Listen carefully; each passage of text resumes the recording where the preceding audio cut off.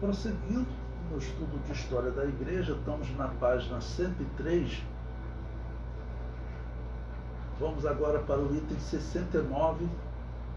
Estamos na lição 5 do livro 4 de História da Igreja.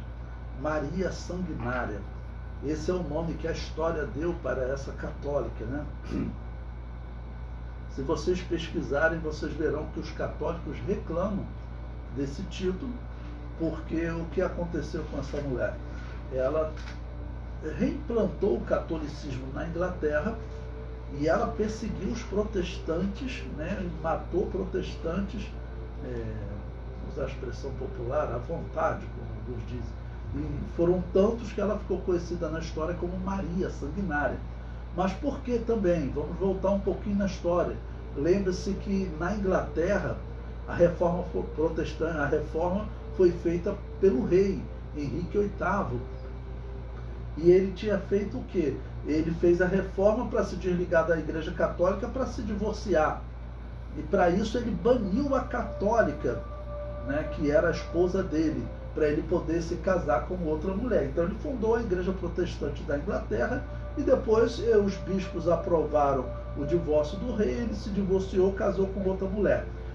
Essa Maria, ela é filha daquela mulher que foi que perdeu o título de rainha, foi dispensada pelo rei da Inglaterra, até porque ela era católica, ele também era católico, né? Ele queria se divorciar dela porque ela não dava um herdeiro homem a ele, tá bom? E Maria era uma menina quando ela viu a sua mãe ser colocada de lado pelos protestantes. E ela mesma perdeu o direito ao trono, né? O rei Henrique VIII tirou o direito dela de herdeira de trono. Como vai morrer todo mundo na família, sobra ela. Aí ela acaba que colocam ela no trono. Então você veja uma menina extremamente revoltada, claro, agora já uma mulher, né? Extremamente revoltada com os protestantes. Então quando ela estiver no poder, quando ela estiver com o exército no poder, vai ver todos que são católicos, que são do grupo dela, e os outros ela vai começar a matar. Bom, então, vamos lá. No ano de 1556 da era cristã, Maria I assume o trono da Inglaterra. Decide retornar com o catolicismo como a religião oficial.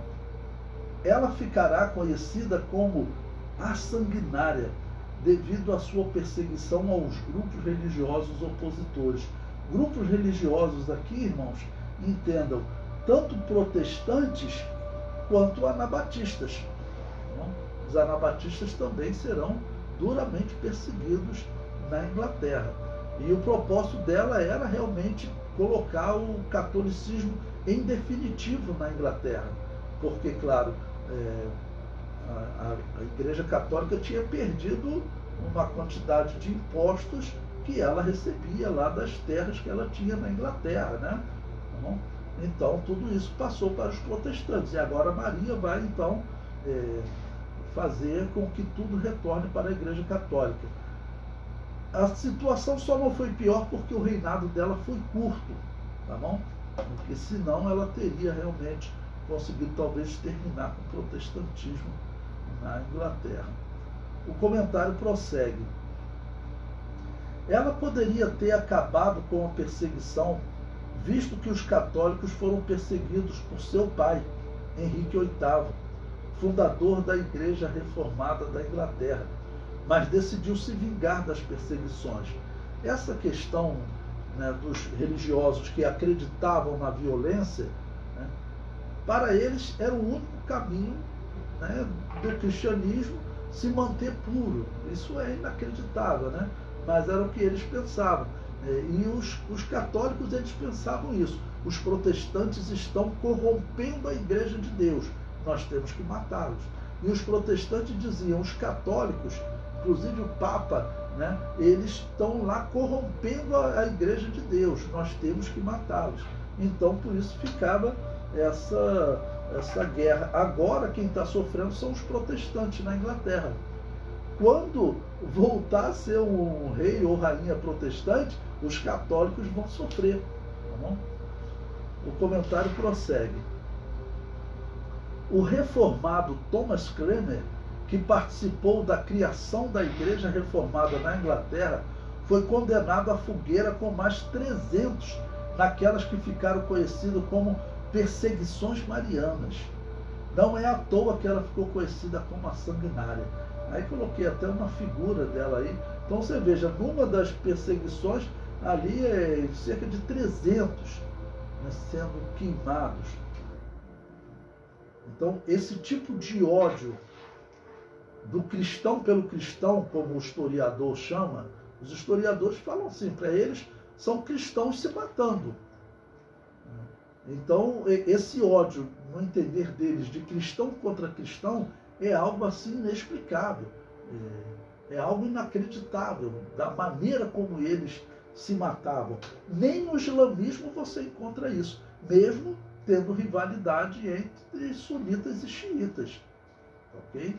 Mas as guerras que os católicos e protestantes organizaram na Europa, não, elas foram muito piores do que o que aconteceu de conflitos entre muçulmanos, entre sunitas e xiitas.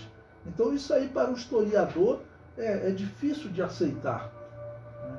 E acaba que a humanidade está desenvolvendo uma visão crítica ruim contra o cristianismo, né? E nós podemos mostrar para eles que eles estão errados. Existia uma igreja cristã que não matava, ela sequer pegava em arma para se defender, tá bom? Que eram chamadas de anabatistas. Os anabatistas, por via de regra, todos eles pregavam a paz, ok? Eram pacifistas.